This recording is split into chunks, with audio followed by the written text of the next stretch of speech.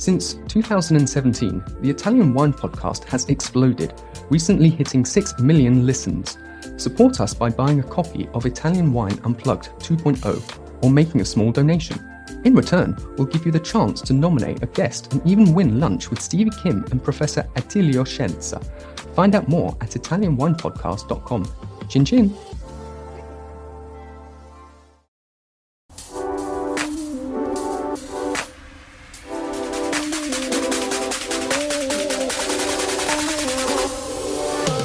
Welcome to another episode of On the Road Edition, hosted by Stevie Kim. Each week, she travels to incredible wine destinations, interviewing some of the Italian wine scene's most interesting personalities, talking about wines, the foods, as well as the incredible travel destinations. Hello, my name is Stevie Kim, and welcome to the Italian Wine Podcast. Today, we're here with Jeanette Servidio, and she's half from Calabria and half from Germany. So German Calabrian or Calabrian German. I don't know. Which one would you prefer? I would prefer Calabrian German. Okay, so she's more Italian. She looks more German, however. Absolutely. So she's the general manager for this winery, which is called Petra. And Petra is located in Suvereto e Val di Cornia. Tell us where it is, because I've actually been here just once in the past, and I'm not sure, I'm uncertain our audience is familiar where this is exactly. So tell us where we are. Suvereto is in Val di Cornia, as you said. Val di Cornia is south from Bolgheri, which is a little bit more well-known respect to Suvereto, and Piombino, which is a port where you go to Elba Island. Oh, right. So the Val di Cornia is stretching out in 6 different municipalities, and one of the municipalities is Suvereto, which is a little bit more inland, but we have a wonderful view on the seaside, on the Tuscan seaside, with Elba Island and also Corsica Island in front of us, but a little bit closer to the hilly position where obviously also the wine growing is more suitable. So, Jeanette, you've been with the winery, Petra, this estate, for about a year and a half. How did you get into the wine business, and how did you end up at Petra Winery? Let's say somebody rang my bell at home and asked me if I'm speaking German. Mm-hmm. In fact, I do, because I grew up in Germany. And I thought it was for some translations. Instead, it was a wine agency called Selezione Fattorie, very close by my home, and so I started. It was like 96. Mm-hmm. And then I had 6 years experience in Antinori. What did you do in Antinori? More the same type of job? At the beginning, I was obviously an assistant, because I came into the business a few times. So first I was assistant in the export department, and after for the commercial director. After that, I worked for Argentiera, Tenuta Argentiera in Bolgheri, 11 years as commercial director.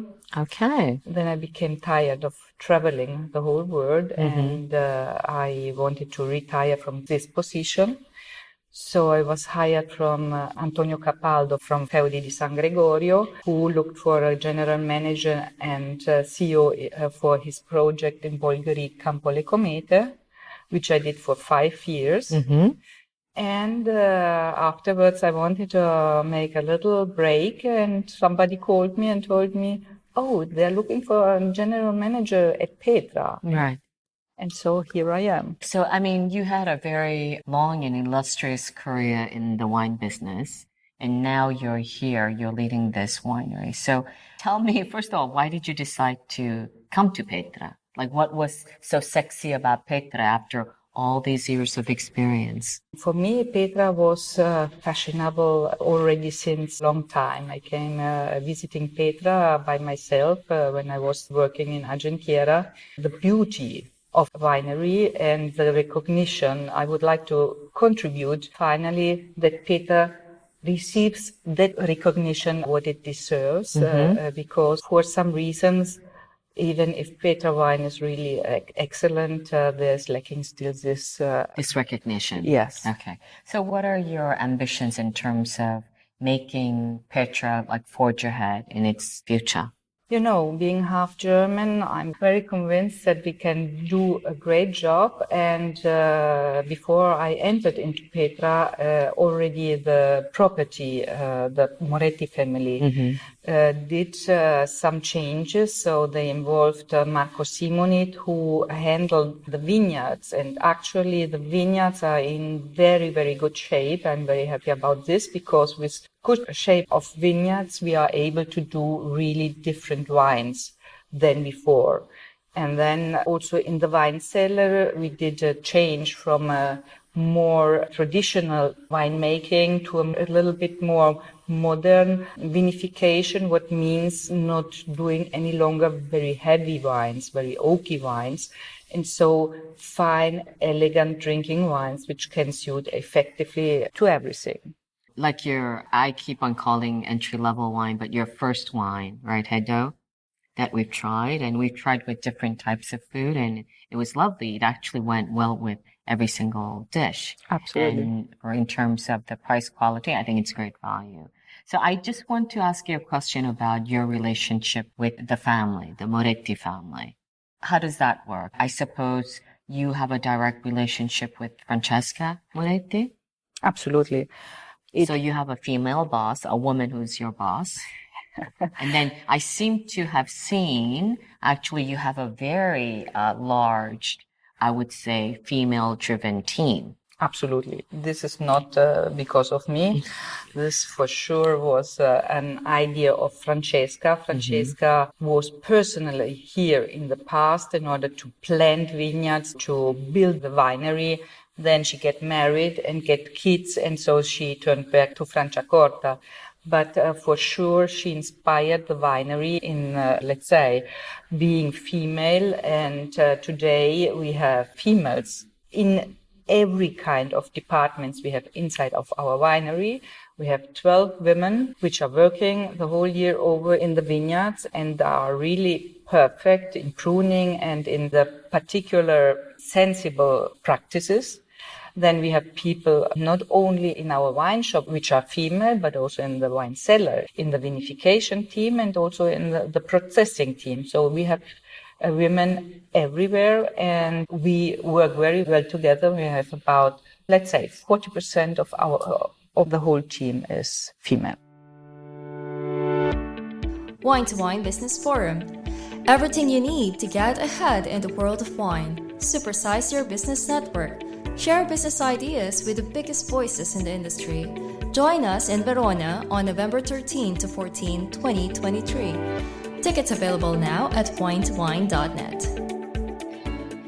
So I saw the vineyard team, the harvest team, but they're actually not seasonal workers. They're permanent, all year round, permanent staff. Yes. Is that correct? This is correct because with 105 hectares surface of vineyards, there's a lot to do. So we have additional people during harvest time, but our 25 people in the vineyards, they are working the whole year over. So do you think there is a value add, or do you think it makes a difference to have a substantial female-led work group, both in the vineyards and at the company? I think that females have a very good organization skills. Yeah. Skills. So also our men are very happy to have a director, female director in our winery. But everybody in our company is working very well together and learn from our female team. I think it's a very nice thing. Tell me a little bit about the winery's architecture and Mario Botta and Vittorio Moretti's passion for construction, especially when it comes to wineries. Vittorio Moretti family starts with the construction business.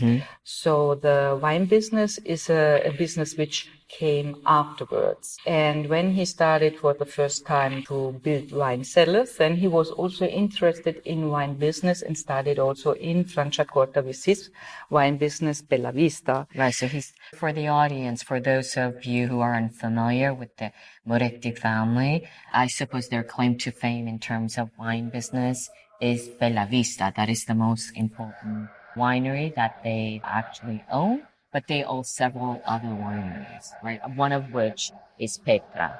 Right. One of 6 is Petra. Petra is the most important winery in the group for red wine production. So we have 2 wineries in Franciacorta doing bubbles.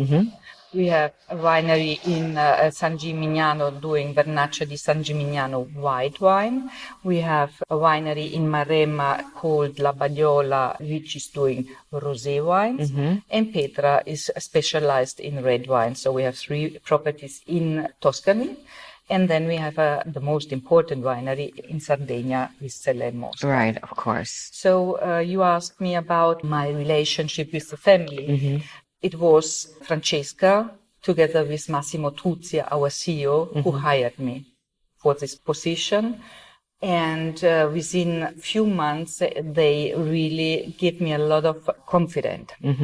So they leave me great liberty. Yeah, they entrusted freedom. you with, Yes. In order to lead the winery, obviously we are always in contact, and I can call, they can call me in any moment in order to have answers on questions and so on, but they are very, very quiet. They know that here is somebody who is taking care of the property in Tuscany. So you've been here for about a year and a half. What is your vision? What are your objectives for the next, I would say, 3 years? What would you like to see happen? I would like to improve more and more the high-end portfolio in sense. Until now, we are still doing a lot of Hebo, which is a wonderful wine, but doing a good organization and programmation in the time, I would like to increase numbers of our single varietals and obviously of our Petra wine, because nowadays we start to have a lack in availability of Petra. So my objective is to produce enough Petra in order that we can build up the brand more and more. For me, it's very important for the few years I will still work before I retire, that Petra will become an icon winery like several other wineries here on the coastal part of Tuscany. So, I mean, we're in Suvereto, right? So what are kind of the famous other wine regions that are nearby? Nearby, the most famous for sure is Bolgheri, which is about 50 to 60 kilometers further north. Chianti Classico is completely far away because we are about 100 and more kilometers far away, and let's say it's not on the seaside, it's in the center part of Tuscany, the same as Montalcino. So where we can compare a little bit what Suvereto and the Val di Cornia is the coastal part. And The Maremma.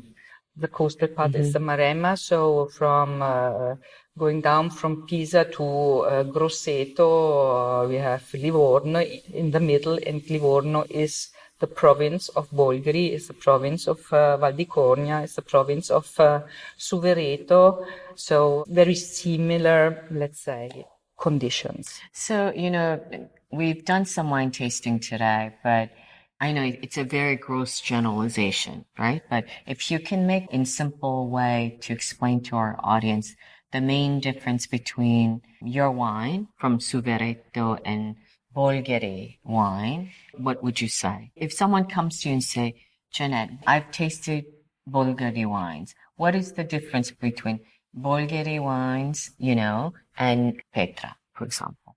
May I be honest? Yes, of course. The appellation. Yeah, it's an appellation, but I don't think... The wines are very, very similar. You know, here we always tell that our vineyards in Suvereto are based on Bordeaux grape varietals because already Elisa Bonaparte, the sister of Napoleon, brought the French grape varietals from France into Suvereto. So same grape varietals are grown in Bolgheri, the same grape varietals are grown also in the Maremma, and they are very suitable. Suvereto is very similar. It's not equal, but very similar to the wines of Bolgheri because we're on the coast with low acidity, nice sapid and mineral aftertaste, which gives great balance to the wines. And Petra is different from a lot of wines from the coastal part because we would like to underline the terroir, the soil conditions. So we are now in our barrique cellar, so I don't know if you have view on it. We don't use too much new oak, because we would like to show fruit, we would like to show freshness, we would like to show the spices of our vineyards and all the hints which belongs to us, especially, and we don't want to cover this with too much oak. And how are you doing that? What kind of, wood management are you doing? Because I see here, you see different sizes of the barrels, right? So tell me a little bit about that. So we use for Petra only barrique. Barrique is 225 liters, and we use about 30 to 35% new oak, which means first use of the oak. So every year, about a third of Yes. the barrels get replaced. Get replaced. And this means that a third is in new oak, so new oak releases a lot of additional hints, but in reality we know that we are doing this not in order to add hints. We do this in order to add tannins because nowadays we are de-steaming our grapes, so we are lacking in tannins in order to have long aging wines. And so this is the reason why everybody is using oak barrels in order to find the wine. So only a third is in new oak, a third is in second passage oak, and maybe in some vintages also in the third, depends on the vintage, how to handle it.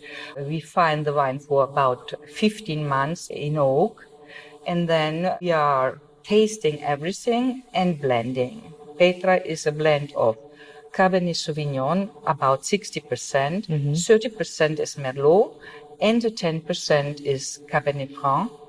And when we figure out the best combination, which every year can a little bit different, then we blend the wine and we keep it still for a while together before we bottle. After the bottling, we keep the wine at least for another year in the wine cellar in order that we come out with a product which is really pleasant drinking since it's released. Because nowadays people buy today and tonight the bottle is on the table.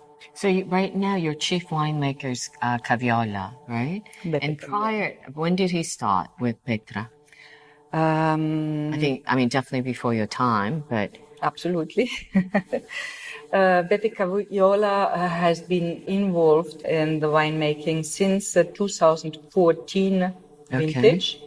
So he was not here during the seasonal growing of the grapes, but he got the wines in the wine cellar. 2015, he handled the whole processing. Okay, so and prior to that, you had a French winemaker, is that correct? Yes. So do you know if the style of the wine has changed dramatically from the French winemaker to Caviola? It changed really very much because the French winemaker Was very French. Was very French, was very Bordeaux. Yeah. So, I mean, with the Bordelais blend, I mean, that's logical, right? Yes, and the understanding at that time was also different from what you wanted from a wine. We wanted very powerful wines. Big wines. Yes, big wines, structured wines, wines which filled you up the mouth very, very heavily, and you said, oh, what a great taste.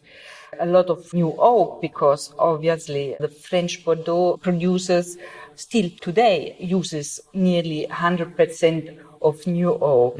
So the same was in Italy and the same was in Petra. But then our mind changes, and I think also the consumer mind is changing with the time that we don't want to make any longer these very powerful wines, but something really fine, elegant, and pleasant drinking. Even if our wines are powerful because they have alcohol, they have structure, but they are not heavy.